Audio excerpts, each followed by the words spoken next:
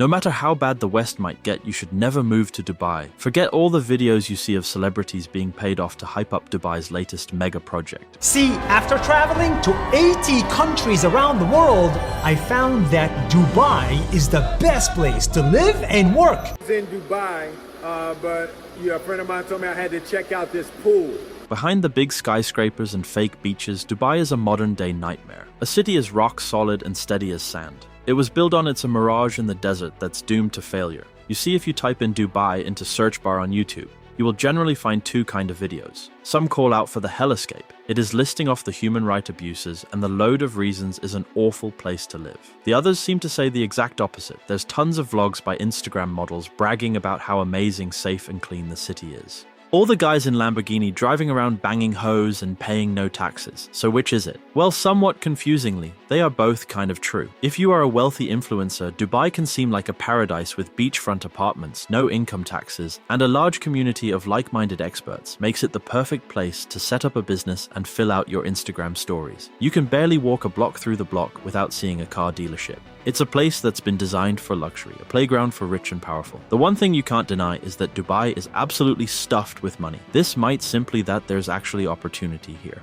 But just like everything else, it's all part of image. Countless number of young Instagram models and hopeful young people move to Dubai in the UAE every year searching for their fortune. Now, of course, most of them won't make it. There is only so many likes and followers to go around leading lots of them to turn the infamous Dubai porta potty industry. Details are sketchy with embarrassment to blame for the limited information, some of it far too sketchy to discuss on YouTube, but there's tons of examples of hopeful models getting massive offers from ruling elites for the most depraved acts. You can imagine enticed by the offer of free flights, stays, and luxury hotels. Models are coerced into giving up their dignity. One reported that a model was paid $50,000 for acting out the owner-sick desires. Another model showed off her DMs where she was approached for presents getting offered $7,000 for her trouble. For a country where anything above hand-holding can get you a gill sentence. The rumors are shocking, but suppressing these kind of stories is key for future plans. If they do a bad job of it, they could scare young people and the money away. In the same way, all the skyscrapers and artificial islands are part of a calculated ploy to turn Dubai into the tourism capital of the world.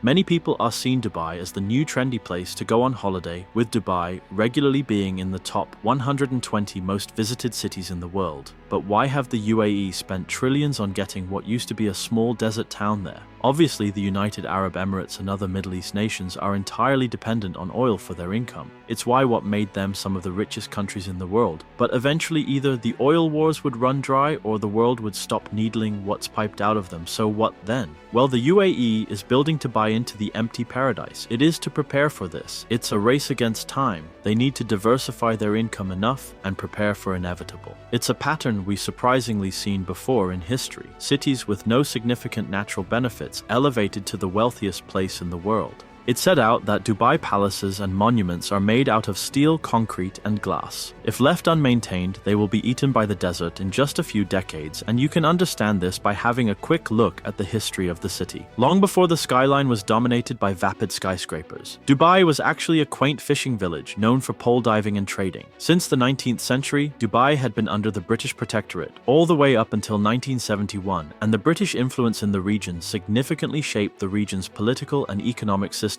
Like many other similar nations such as Singapore and Hong Kong. The British laid the groundwork for Dubai's international outlook and initial infrastructure developments. Because just around the time that the British were leaving the region, Dubai would discover oil completely changing the trajectory of the UAE, and the newfound wealth that came from it was smartly invested into modernizing infrastructure, constructing new schools, hospitals, roads, and a modern port. The kingdom knew that they would have to diversify the money from the oil to keep the money machine going, and this marked the inception of Dubai's transition towards becoming the place we know today, where government would keep on investing to make sure Dubai was a hub of finance, trade, tourism, and real estate, making this desert one of the most famous cities in the world. And this strategic diversification, coupled with an economic policy, attracted foreign investments and global talents, propelling Dubai into the international stage. Along with no taxes, Dubai is the perfect place for rich, and as more and more money came in, Dubai's leadership would take more and more gambles, doing everything they could to stand out, building crazy architecture with no actual meaning or heritage, just to show off on the world stage, creating things like Burj Khalifa and these artificial islands. They were all part of a deliberate strategy to edge Dubai's name on the global map. These infrastructural marvels were not merely about aesthetic appeal, but they embodied the ambition to transition from its humble past to a future with boundless possibilities.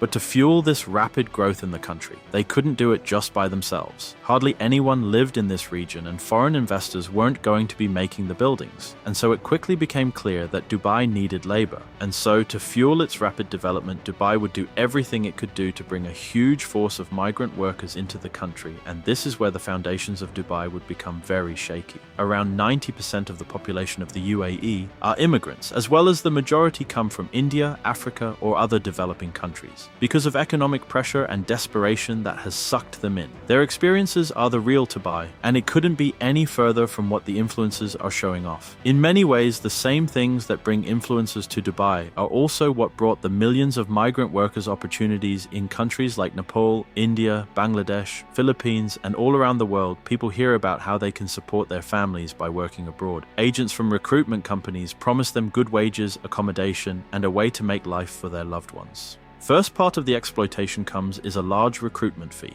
often around $3,000. The workers are told this covers their visa and travel.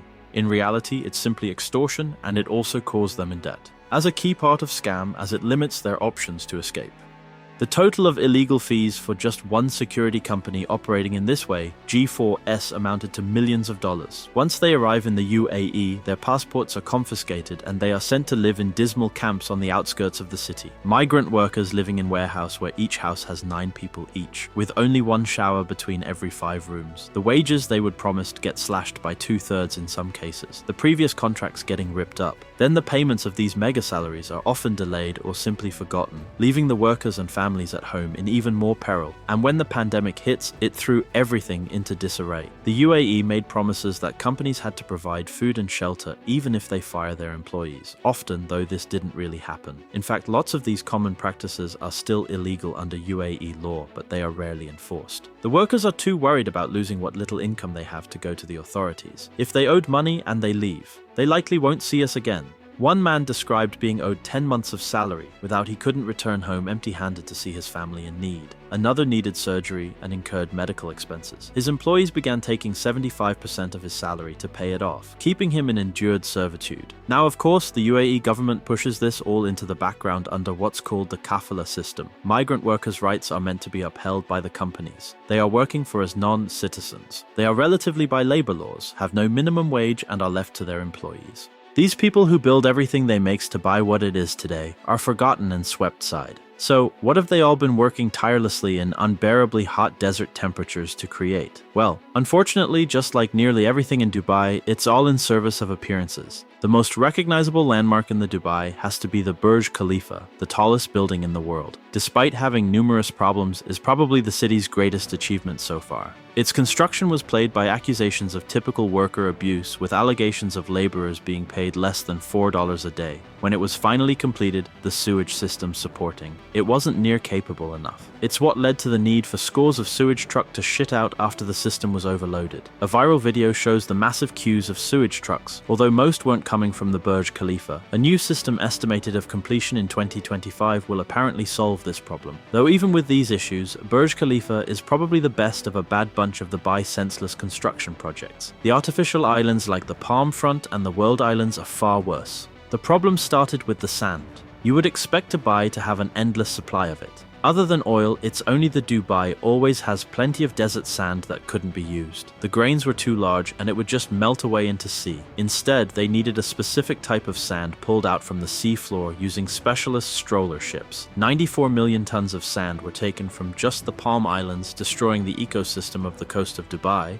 The result is 40 kilometers of new coastline, but not much else. Home to over 40 hotels in a collection of mansions for the ultra-rich. They amounted yet another playground for the rich and wealthy. Without constant replenishment and sea defenses, they will disappear into the water. The Wild Islands are just another artificial land project, but they are in even more peril. Designed to represent different parts of the world, laid out on a rough map. Most of them are still just piles of sand left unfinished and uninhabitable. They are also slowly sinking into the sea, which combined with rising sea level means all of the artificial land exists on a borrowed time, and this was supposed to be the groundbreaking project that would house the ultra-wealthy and ultra-high-class shops. The city is sparse when it comes to natural greenery, other than the palm tree or water-hungry lawn. There was a project to grow and transplant 1 million desert trees to make the city a bit more palatable announced in 2010. 130,000 square meters of land was dedicated to grow the saplings into actual trees, but halfway through the project it all fell apart.